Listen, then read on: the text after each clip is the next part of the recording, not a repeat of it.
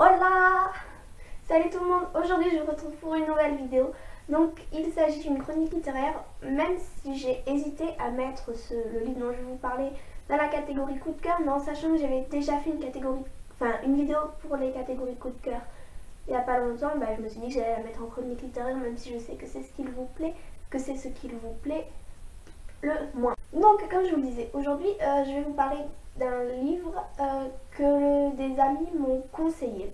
Alors le contexte est un peu étrange, disons que c'est pas le contexte habituel qu'on me propose d'un livre. Déjà il s'agit d'un livre policier. Et si quelques personnes me suivent depuis le début de la chaîne, vous savez que je déteste le policier, c'est quelque chose que j'ai en horreur.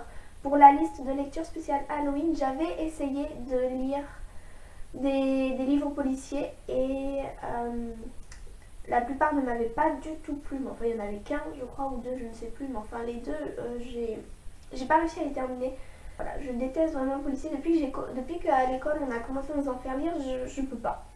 Voilà, ça. Donc c'est des amis en fait qui étaient sur leur liste de lecture obligatoire. C'est des amis qui sont en S, je précise.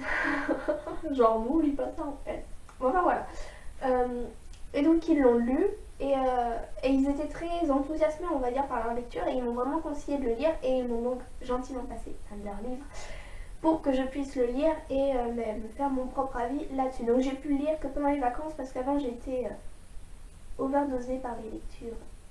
Il s'agit de La vérité sur l'affaire Henri Kébert d'Harry Kébert. Je sais pas pourquoi j'ai toujours envie de dire Henri, genre ça fait plus français.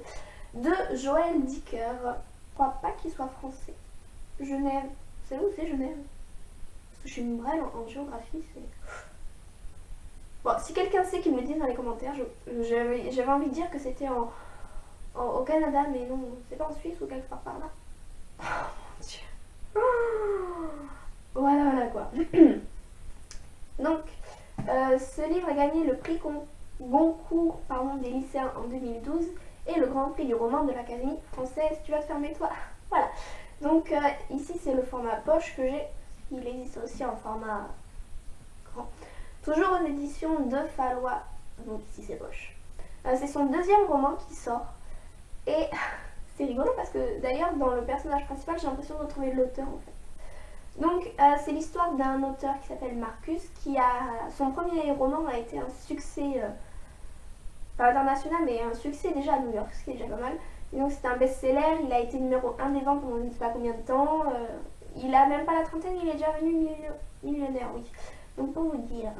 Et sauf que le problème c'est que il pensait que son succès allait durer, sauf que le succès n'est pas éternel et il se retrouve un an et demi après avec ce qu'on appelle le syndrome de la page blanche et il n'arrive plus à écrire. Ce qui est problématique pour un écrivain, on est d'accord. Surtout qu'il a un contrat à respecter et qu'au bout de 2 ans il doit sortir son deuxième roman, sauf qu'il n'a aucune idée. Entre-temps, son meilleur ami Harry, donc, qui est aussi également son maître, c'est aussi un grand écrivain qui a été lui connu pour avoir publié Les Origines du Mal, l'appelle en lui disant qu'il va pas bien du tout et que disons que Marcus avait appelé Harry pour lui dire qu'il avait une panne d'écriture, il était venu le voir, puis il était reparti. Et ensuite Harry le rappelle en lui disant qu'il a de gros problèmes. Et Marcus va se rendre compte que Harry est suspecté d'avoir tué Nola, qui est une jeune fille de 15 ans qui a été retrouvée enterrée dans le jardin de Harry, ce qui est un peu problématique, on est d'accord. L'affaire s'était déroulée en 1975 et personne n'avait trouvé de coupable et c'est en voulant mettre ses petites fleurs dans son jardin que Nola a été découverte morte. Enfin son cadavre plutôt. Voilà. Et elle a été découverte avec le manuscrit original des Origines du Mal, avec marqué à toi Nola chérie ou au revoir Nola chérie, enfin quelque chose comme ça.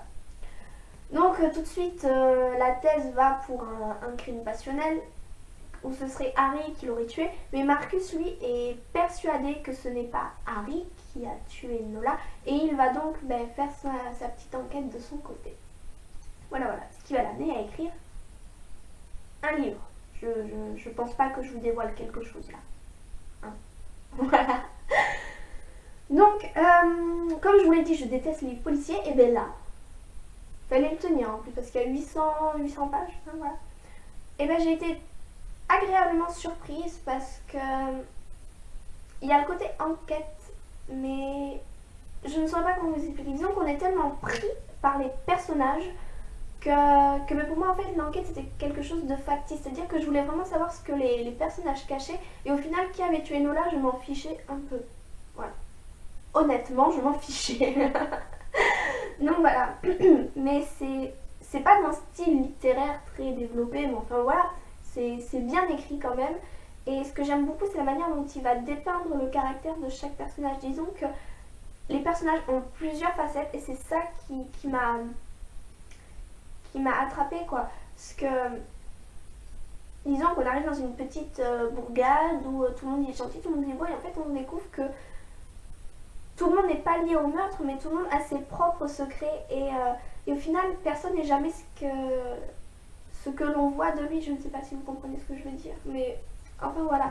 J'ai beaucoup aimé ce livre, donc en plus l'enquête est menée de manière magistrale, c'est-à-dire qu'il y a des faux semblants, l'auteur nous mène ici, puis là on croit que c'est... Au final on croit que tout le monde est suspect un jour ou l'autre, et au final c'est pas du tout ce à quoi on s'attendait. Enfin moi je m'y attendais, mais pour des amis qui l'ont lu, ils ne s'y attendaient pas. Donc voilà.